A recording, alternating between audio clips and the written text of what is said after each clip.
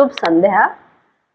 मैं आपकी हिंदी अध्यापिका निशा तिवारी आपके अपने हिंदी क्लास में आप सभी का स्वागत करती हूँ।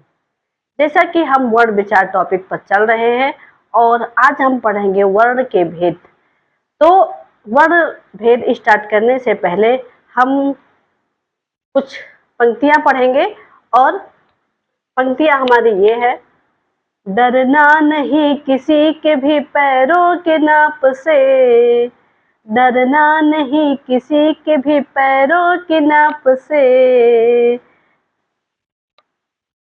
आखिर में पुण्य जीत ही जाएगा पाप से। गीता में कृष्ण ने कहा अर्जुन से बस यही, पहली लड़ाई जीतनी है अपने आप से, पहली लड़ाई जीतनी है अपने आप से। तो आइए हम अपने टॉपिक पे चलते हैं।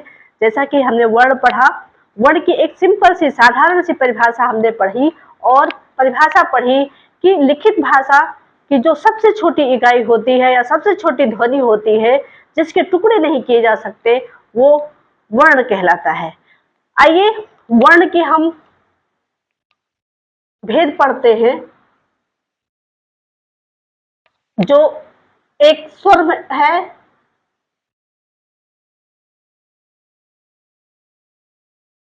एक स्वर है, एक स्वर है,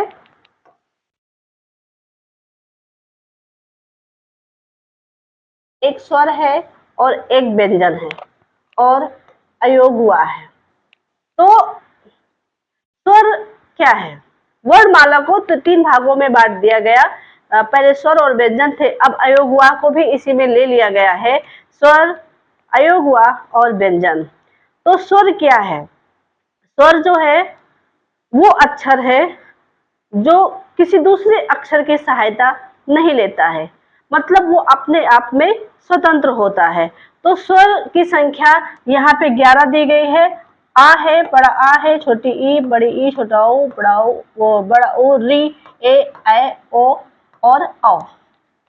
ये अगर हम क्वेश्चन करते हैं कि कुल स्वरों की संख्या कितनी है, तो कुल स्वरों की संख्या दोनों को मिला करके हम 13 स्वर बोलते हैं। कितने स्वर हैं? 13 स्वर है। लेकिन अगर हम ये बोलते हैं कि स्वर कितने हैं, अगर सिंपल क्वेश्चन आता है कि वर्णमाला में स्वर कितने हैं, तो उनकी संख्या बताई जाती है 11। तो ये हमारे 11 स्वर हैं। अब हम बताएंगे कि आ की जो है कोई भी मात्रा नहीं होती है। ये है बड़ा आ, इसकी मात्रा ऐसे होगी और छोटी की मात्रा आगे से लगेगी, बड़ी की मात्रा पीछे से लगेगी। ये छोटा ऊ की मात्रा है, ये ऊ की मात्रा है।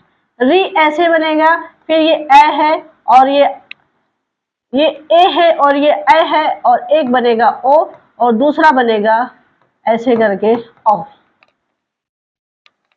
ये हमारे क्या है? स्वर।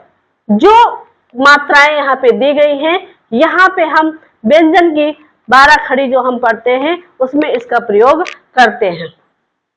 आगे अयोग हुआ। इनकी संख्या ना व्यंजन में होती है ना स्वर में होती है।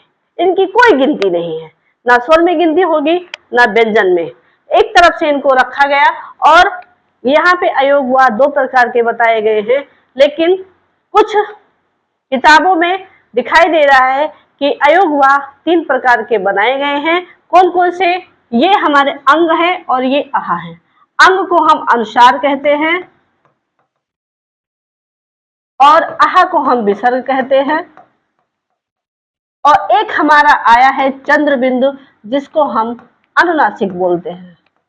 जो हम इन तीनों को एक अलग टॉपिक लेंगे अयोग वाह नाम से, जिसमें हम तीनों को विस्तार से पढ़ेंगे। आगे है व्यंजन। व्यंजन, यहाँ पे व्यंजन की संख्या 35 बताई गई है। और व्यंजन क्या है?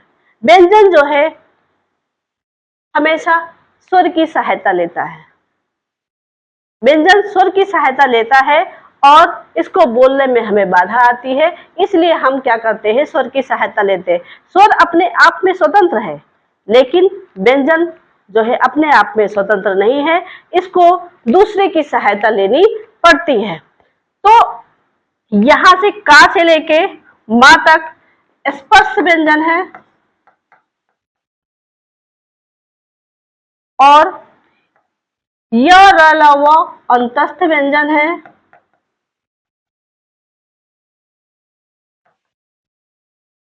और ये है तालव्य श, मूर्धन्य ष, दंत श और हा, ये है उसमें व्यंजन जो हम जब व्यंजन टॉपिक लेंगे तब हम इसको अलग अलग तरीके से डिफाइन करेंगे। तब तक के लिए धन्यवाद। अगले वीडियो के लिए आप हमारा इंतजार कीजिए और जैसा पिछले वीडियो में आपने प्यार, दुलार, मान सम्मान दिया है, वैसे आप आगे भी दीजिए ताकि हम वीडियो बनाने के लिए प्रोत्साहित रहें। धन्यवाद।